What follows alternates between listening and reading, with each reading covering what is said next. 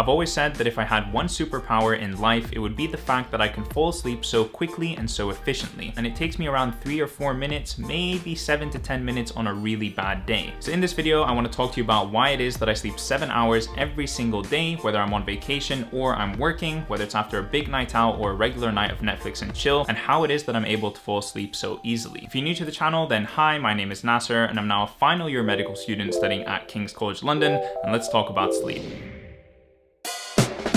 The reason that I sleep 7 hours every single day is because I see sleep as a tick box exercise, something that I just need to do and need to get done so I can put it behind me and move on with the rest of my day. I don't particularly enjoy sleep, and when I wake up in the morning, I don't lay in bed, I don't check my phone in bed. As soon as I've sort of started to wake up and I've snoozed maybe 1 or 2 alarms, I just get up and begin my day. I personally think this is great. 7 hours is all the sleep that I need, and it gives me plenty of time throughout the rest of the day to complete all the activities that I want. So keeping up a social life, going to the gym, playing sports, attending medical school, filming videos for this YouTube channel, and everything else. Having said all that, my goals with sleep are to be as efficient as possible. I want to go to bed at the right time when I've told myself that I need to, and then I want to fall asleep as quickly as possible. And then when I wake up in the morning, the time between waking up and getting out of bed, I want to be as small as possible. So let's talk about exactly how I do just that.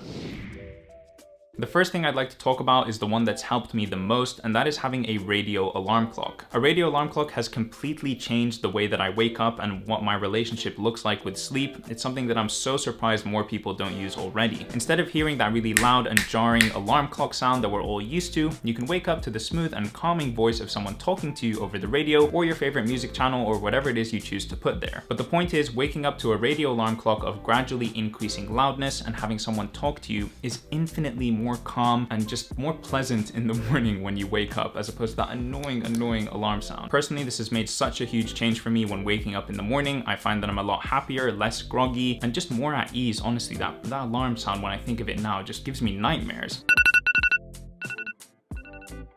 So a radio alarm clock is honestly fantastic. I could not more highly recommend it, and I think everyone should be using one. The second thing that I want to talk about is building routine when it comes to sleep. Personally, in my life, routine is so incredibly important, and it permeates pretty much all aspects of my life, from sleep to work to cooking to enjoyment, social life. I love having routine because it makes the decision-making process day to day so much easier. Personally, I've been taking a shower right before bed as literally the last thing that I do before bed for something like the last 15 years of my life. And so I'm incredibly conditioned as a person to have a shower and then fall asleep within the next 10 to 15 minutes or so. What this means is that every day after I have a shower, my brain and my body knows that it's time for bed, and I instantly become more sleepy. And that saves me so much time from just jumping into bed with a fully awake mind and then having to sort of slow down and wind down while I'm in bed. In fact, I'm so conditioned by this that when I shower in the middle of the day, if I've gone for a run or after the gym, or I'm just really hot and I need to cool down with a shower, I become very sleepy afterwards, and I actually need a coffee after my shower midday just to stay awake and go back to normal. Now for you don't have to shower right before you go to bed. You can do anything that you want, but getting in this sort of habit of building a routine, something that is strongly associated with sleep time or bed, can very effectively put you in the sleeping and tired mood, both in your brain and in your body, so that going to sleep becomes a lot easier. The third thing that I want to touch on is the use of our phones in bed. Now, stopping using your phone before bed is really difficult, and I think for the vast majority of people, using your phone in bed is something that's quite a pleasurable experience. It's something that you want to do and that you enjoy, and so completely cutting it out I don't think is necessarily the right approach. Unless you're really addicted to your phone and you stay up for hours on end scrolling through social media right before bed, then yeah, probably put your phone on your desk or somewhere far away so that you don't use it. That might be better. But otherwise, I don't really see anything wrong with using your phone in bed, as long as you have checks and balances in place to make sure that you're not on it for too long, or you're not doing the types of activities that might wake up your brain too much. So personally, before I go to bed, I like to check my Twitter and my Instagram, and one of the things that I've done that really helps put these checks and balances in place for myself is that I follow very few people on my social media platforms. So that means that when I get into bed and I check these apps, I spend maybe 5 to 7, maximum 10 minutes checking through those apps before I'm all up to date and there's nothing left for me to see anymore. And so in this way, I've sort of built like a cage around my social media usage, because there's no point in me staying on the app anymore since I'm already caught up and I've seen everything up until this point. Another thing is that I've told myself not to watch YouTube videos in bed, because YouTube videos generally I pay a lot more more attention to and I think about a lot more. And so that wakes my brain up and makes me more mentally active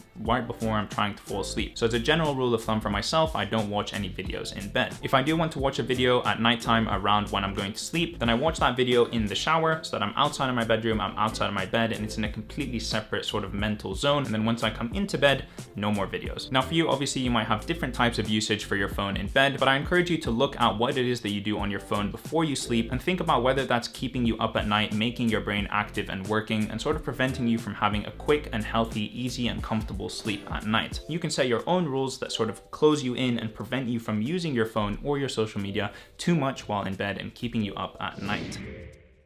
All right, so the next point that I want to talk about is what I like to call the go to sleep method. Now, the go to sleep method is something that I have made up. It has absolutely no backing in science or anything else like that. It's just something that I do that I personally find very, very, very helpful in going to bed. What is the go to sleep method? Basically, when it comes to falling asleep, I think we can all relate to the fact that the reason that we stay up or that we can't fall asleep or that we have difficulty falling asleep is that our mind is continuously thinking about something. So my goal with this method is to prevent my mind from thinking about what that specific thing is, but also thinking in general. Because if I'm thinking about anything, then I'm not focusing on going to sleep. So literally, whenever I'm having difficulty falling asleep, I do the exact same thing. I repeat the 3 words, go to sleep, over and over and over and over and over and over and over and over again. Now what this does is it floods all the parts of my brain that would be free to think about anything else, and it confuses it and overwhelms it with the 3 words, go to sleep. Go to sleep, go to sleep, go to sleep, go to sleep, go to sleep, go to sleep, go to sleep, go to sleep, go to sleep, go to sleep, go to sleep, go to sleep, go to sleep. And if you try this right now when watching this video or when going to sleep later tonight, you'll find that you basically cannot think about anything else. You physically don't have the brain capacity to have any other thoughts or go down any rabbit holes in your mind. And so as weird and strange as it sounds, I find that this helps me fall asleep literally 100% of the time, every time when I'm having difficulty falling asleep, if ever. I realize how crazy and weird it sounds, but trust me, if you're having difficulty falling asleep, just give this a go and let me know in the comments when it works for you. Now, another thing that I want to talk about is showering before bed. Now, personally, I find that showering before bed helps me immensely as a 10-minute break to completely cleanse your mind from any thoughts that you're having. Just literally stand under the water, clean yourself, and you just get to relax. You just get to chill. When I'm sitting here in my room and I'm sitting in front of this screen on my desk, I'm constantly thinking about work. Constantly. If I'm on the phone, if I'm answering an email, if I'm sending a message, I'm constantly thinking about stressful things. So either work for medical school or work for this YouTube channel or whatever. And so when I get in the shower at the end of my day, I literally have 10 minutes of just absolute to think about whatever I want, to relax, to sort of wipe my slate clean and reset my mind, reset my brain before getting into my bed and going to sleep. So this is sort of like a ritual for me to sort of relax and unwind at the end of the day and get a completely clean slate before getting into my bed. The point that I'm trying to make is that if you have sort of this protected time, 10 minutes of just protected time, no one can talk to you, no one can email you, no one can message you, 10 minutes of utter silence and relaxation before going to bed, I think it would do absolute wonders for helping fall asleep.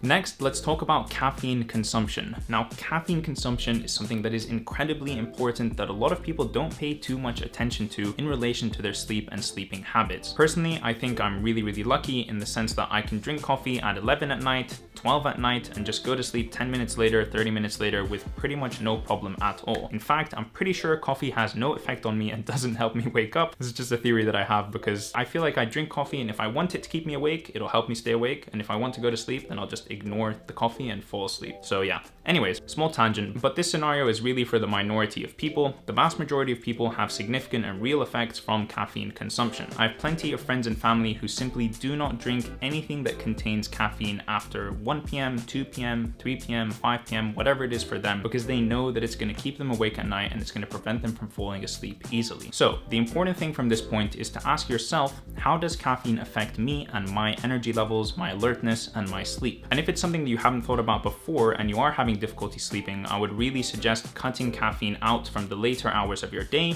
or even as early as the afternoon, 1 p.m., 2 p.m., and seeing if that helps you sleep later on at night. Caffeine has a ridiculously long half-life. I don't know the number off the top of my head, but it stays in your body for a really long time. And so it's very plausible that a cup of coffee you have at 1 p.m. still has caffeine effects on you when you're going to sleep at like 11 or 12 at night. So definitely take a moment to reflect on your own caffeine consumption and how it might be affecting your sleeping habit.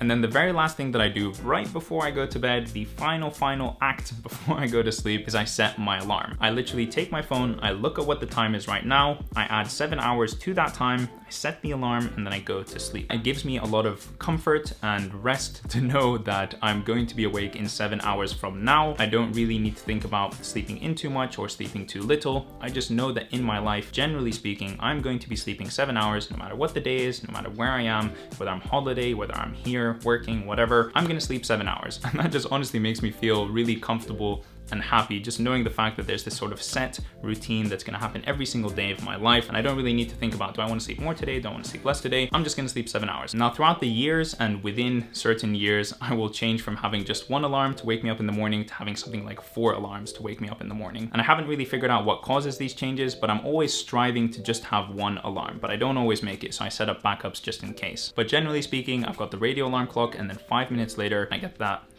phone alarm to just tell me, hey, get out of bed right now. All right, and I think that is pretty much it. That's everything that I wanted to mention about sleep. That is everything that enables me to fall asleep within, honestly, like 3 to 4 minutes most nights.